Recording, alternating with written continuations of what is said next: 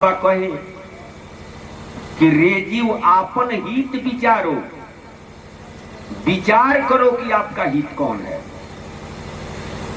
अज्ञानी बहुहित जगत में अमात पिता सुखदारो। अरे हित तो बहुत लोग हैं, सबसे नजदीक के हित माता और पिता, इससे भी बढ़कर कोई हित है?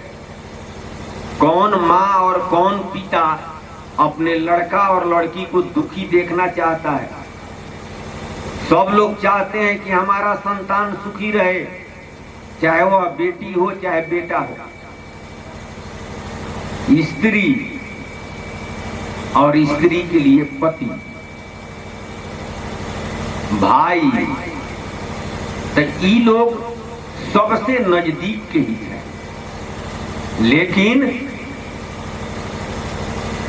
कल्याण किसमें है आपका वो नहीं जानते हैं, तो हित होते हुए भी वो दुश्मन के समान है। कैसे?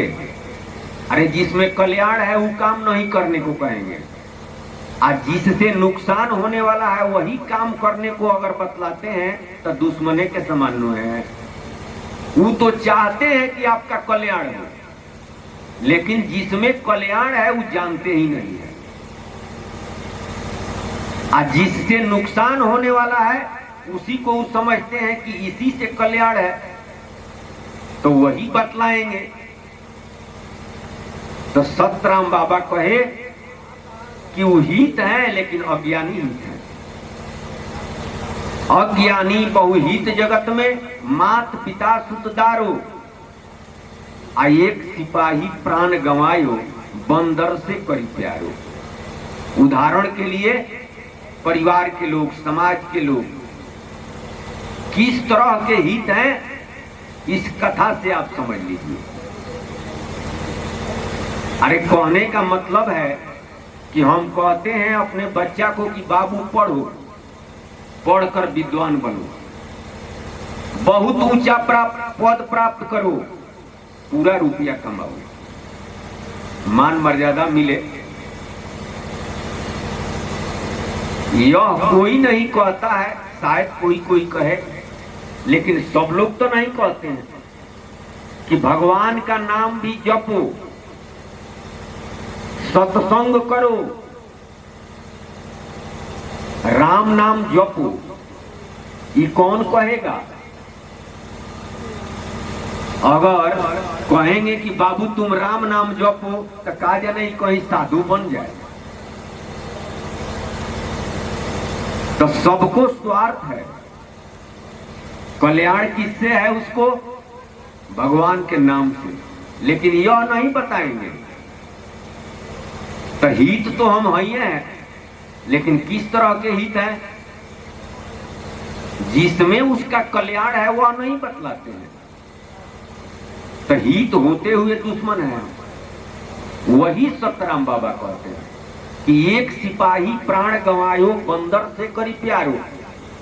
पहले जमाने की बात है, एक सिपाही छुट्टी लेकर घर आ रहा था, तो उस समय तलवार भाला लाठी से लड़ाई होता था। तो उसको मिला हुआ था तलवार, अपना बिस्तर वगैरह झोला और तलवार लेकर के, अब पैदल का ही समय था, पैदल ही आ रहा था। रास्ता में एक बाजार लगा हुआ था, उस बाजार में एक बहेलिया बंदर को बजा करके, बहुत सारे बंदरों को बजा करके और सिखाया था, टेंड किया था। बंदरों से कहा जाता था, जो कहा जाता था वही बंदर सब काम करते थे। तो देखा तो कहा कि बड़ा सस्ता नौकर है, अरे रुपया से खाली खरीद लेंगे, और खाली भोजन देना पड़ेगा, और जो जो कहा जाता है बंदर सब करते हैं। तो ये वो बंदर खरीद लिया और लेकर के चल दिया। बंदर को टेंड किया गया था कि मालिक जो कहेगा वह करना है। वो बंदर का रस्सी पकड़ करके और ले जा रहा है।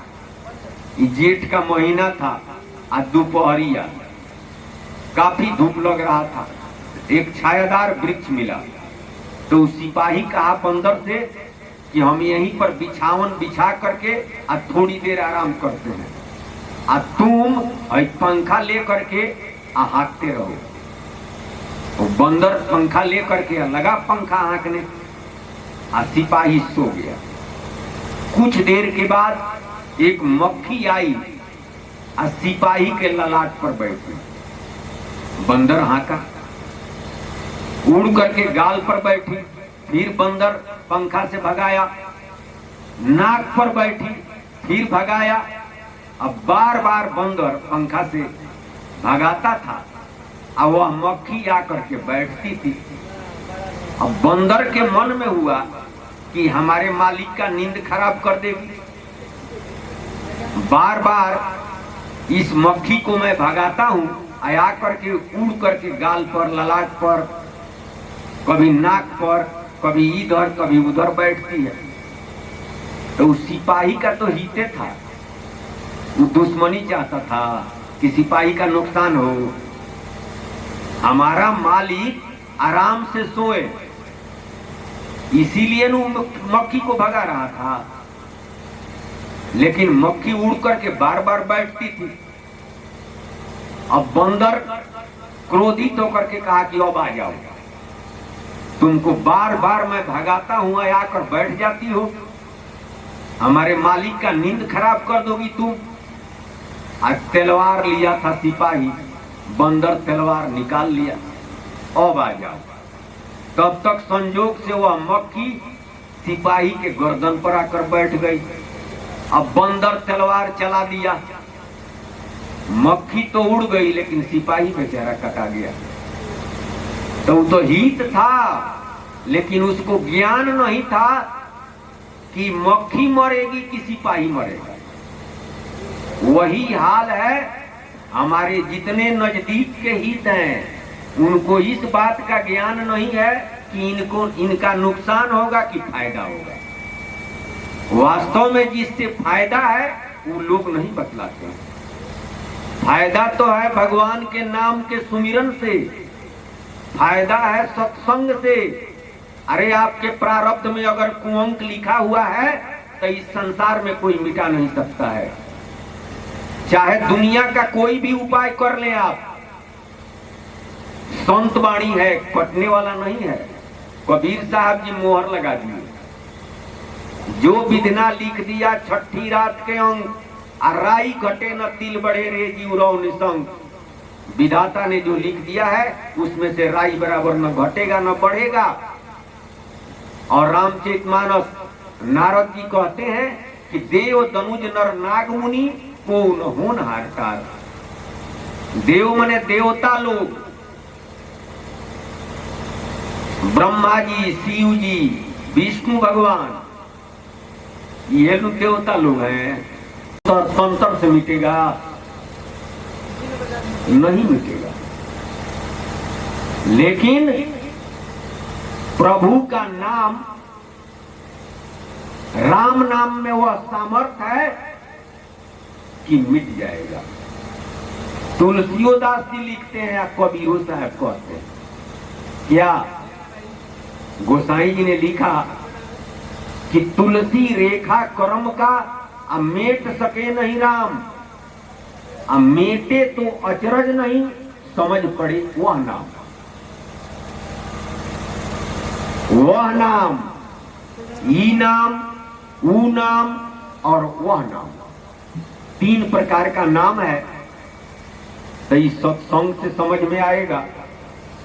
ई नाम माया का नाम है, ऊ नाम ब्रह्म का नाम है, और वह नाम जो माया ब्रह्म जीव तीनों के स्वामी है, यानी प्रभु पार ब्रह्म का नाम है। वह नाम समझ में आ जाए तो मिट जाएगा। हमारे सतराम बाबा भी कहते हैं कि जन जगदीश से कबीर कृपाते प्रारब्ध प्रभु तारी। अभाग मिटावे सत्य कबीरा, राम नाम ले रब्बड़ धीरा। राम नाम से सतगुरु इस प्रारब्ध को मिटा देते हैं। इसलिए जीवन की सार्थकता, अगर हम अपना जीवन सुखमय बनाना चाहते हैं, अपना प्रारब्ध मिटाना चाहते हैं, तो सत्संग करना पड़ेगा, प्रभु के नाम का सुमिरन करना पड़ेगा। वही सतराम बाबा कहते हैं। और नहीं तो जिस तरह से सिपाही अपना प्राण गंवा दिया, बंदर से मित्रता करके, बंदर को अपना हित समझ करके, ये तो हमारा हित ये करेगा, अरे सस्ते में नौकर मिल गया, हित ये जैसा काम करता है, लेकिन प्राण ले लिया। एक निंदा करी पाप लेत सब, मैली चित्त पखारो। अब हित कौन है आपका? सारा दुनिया के लोग जिसे अपना दुश्मन समझते हैं, संत लोग उन्हीं लोगों को अपना हित समझते हैं।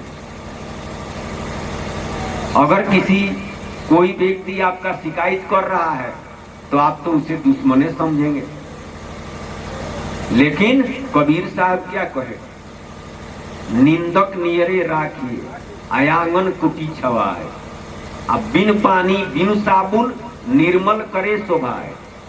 बिना परिश्रम का वो सारा पाप ले लेता है। कोई गलती हो गई है, आपसे पाप हो गया है, तो वो अपने नाम पर ट्रांसफर करा लेगा। कौन? जौन आपका शिकायत करेगा, जौन आपका निंदा करेगा।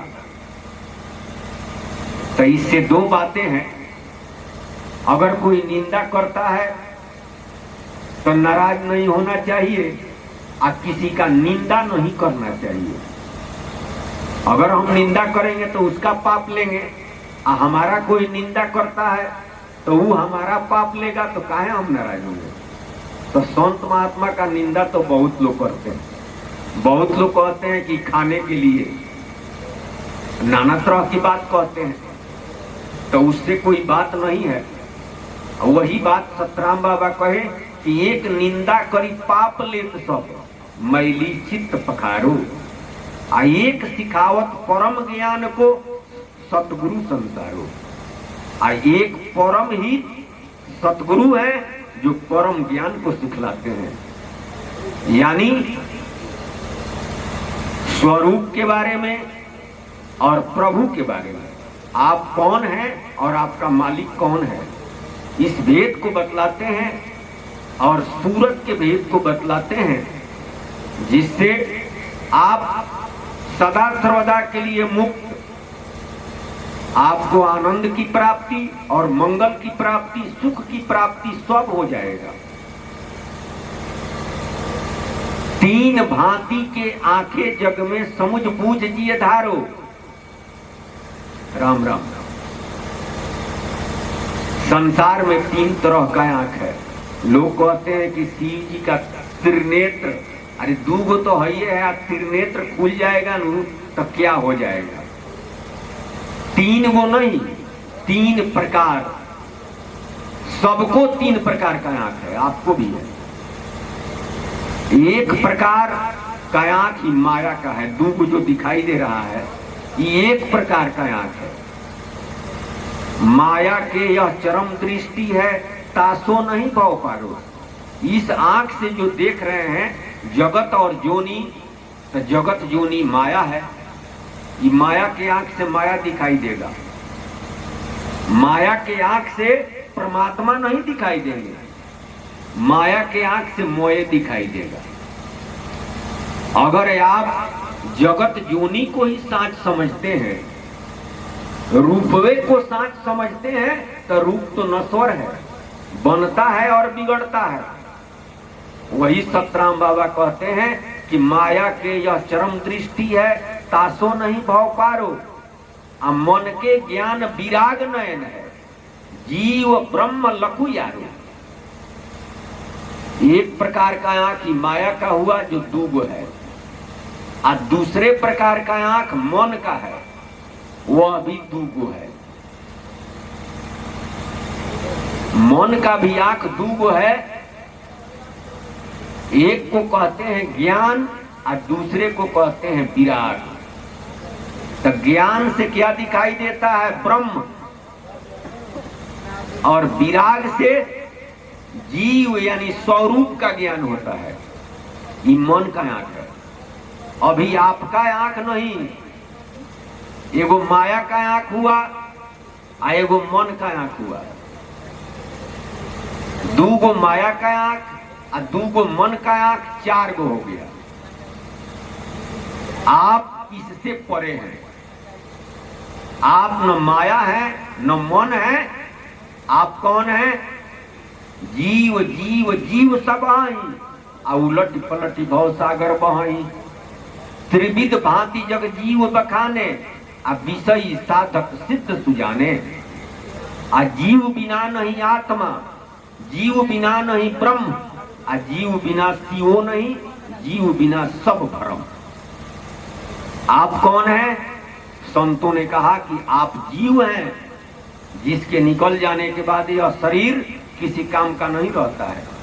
तो उसका आंख क्या है?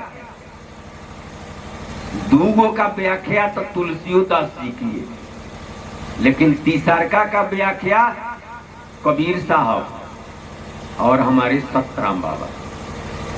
दू का व्याख्या बहुत लोगों ने किया है। जैसे गोसाई जी ने लिखा कि पावन पर्वत वेद पुराना, राम कथा रुचिराकर नाना, मर्मी सज्जन सुमति कुदारी, ज्ञान विराग नयन उर्गारी। ज्ञान और विराग रूपी दूगो आंख अगर है तो भाव सहित खोज ही प्राणी। अगर भाव सहित वह खोजता है तो वेद और पुराण रूपी पवित्र पहाड़ से मणि निकालेगा। लेकिन ये तो मोने का नुआक है। ब्रह्म का ज्ञान होगा और स्वरूप का ज्ञान होगा, प्रभु का ज्ञान नहीं होगा। ब्रह्म भी भवसागर में है और जीव भी भवसागर में है। हमको जाना है भवसागर से पार। तो भवसागर से पार जो प्रभु हैं उनके बारे में जानेंगे तब न जाएंगे। आंख जीव के सार शब्द है, जानत नाही गंवारो। अब बरन बिलोचन जन जिए जो, तुलसीदास कही सारो। जीव का आंख सार शब्द, बरन बिलोचन जन जिए जो। तुलसीदास जी क्या कहे? आखर मधुर मनोहर दो, अब बरन बिलोचन जन जिए जो। आखर मने अक्षर, मधुर, मनोहर मन को हरण करने वाला, और मीठा, दूगो है। एक रकार मकार के बिना धिक्कार संसार की बातें। र अक्षर और म अक्षर इहो दुइये गो है। तो कोई गो हो गया? लोग कहते हैं कि त्रिनेत्र, ई को गो हो गया? 6 गो। माया का आंख, मन का आंख और जीव का आंख।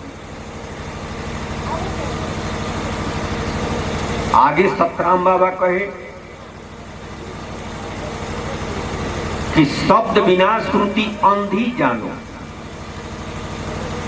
शब्द मने सार शब्द, सार शब्द के बिना श्रुति मने वेद अंधा है। 4 गो वेद है, चारों में एक रूपता है। एक कहता है कि ईश्वर निराकार है और एक कहता है कि ईश्वर साकार है। साकार वाला निराकार वाला से झगड़ रहा है। एक कहता है कि खुदा का कोई रूप नहीं है, अल्लाह का कोई आकार नहीं है। एक कहता है कि भगवान का अवतार होता है। तो दोनों लड़ नहीं रहे हैं, दोनों आपस में लड़ रहे हैं। सार शब्द के बिना वह भी अंधा है।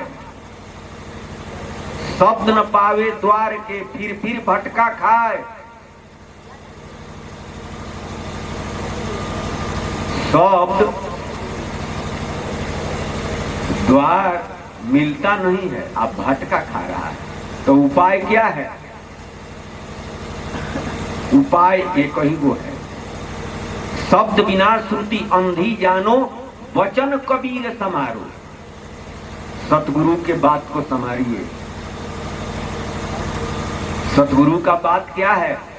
रामे नाम अहै निसारू, और सब झूठा जग व्यवहारू। राम नाम ही असली है, राम नाम सार नहीं है, राम नाम सारू है। सार सार में कबीरा कह गए, में अधिकरण कारक है। सार सार दूगो सार हुआ, सार मने असली, और उसमें एगो तीसार का कबीर साहब कहे। तो सार कहते हैं जीव को, और सार कहते हैं ब्रह्म को, और उसमें एगो तीसार का सारू कबीर साहब कहे। तो तीसार का कौन है? वही पार ब्रह्म जो भवसागर से पार है, यानी उन्हीं की शक्ति, उन्हीं का नूर, उन्हीं का प्रकाश। सब जीवों संग नूर है उनका, जोनि जगत भरपूर। सब जीवों के साथ उन्हीं का नूर है। अब नूरवे को आप परमात्मा कहिए, प्रकाशवे को आप मालिक कहिए, तो वास्तव में यह अधूरा ज्ञान है, पूरा नहीं है। सूर्य एक देशीय है और उसका प्रकाश सब जगह है। तो प्रकाश सूर्य है कि सूर्य प्रकाश है? सूर्य का प्रकाश, तो प्रकाश तो सब जगह है, लेकिन सूर्य एक देशीय है। राष्ट्रपति की प्रभुता प्रधानमंत्री से लेकर गांव में चौकीदार तक है। राष्ट्रपति का पावर है सब में। अब चौकीदारे को राष्ट्रपति कहेंगे, पावर तो उन्हीं का है। तो राष्ट्रपति एक देशीय है, दिल्ली में है, और उनका पावर गांव गांव में है। उसी तरह से मालिक की प्रभुता सब जगह है, निराकार रूप से और साकार रूप से। कण कण में खुदा है, जर्रा जर्रा में भगवान है कहा जाता है। बात भी सही है। वही परमात्मा का नूर, वही परमात्मा की शक्ति, पावर कण कण में है और जर्रा जर्रा में है। वह हर जगह है, लेकिन वह मालिक हर जगह नहीं है, वह प्रभु हर जगह नहीं है। प्रभु की प्रभुता सब जगह है। इस वेद को समझ करके उस प्रभु के नाम का सुमिरन करते हैं तो निश्चित रूप से हमारा जीवन सार्थक होगा, प्रारब्ध भी मिटेगा, और आनंद और मंगल की कामना जो हम रातों दिन करते हैं निश्चित रूप से वह भी होगा। बोलिए सतगुरु महाराज की जय जय जय। सत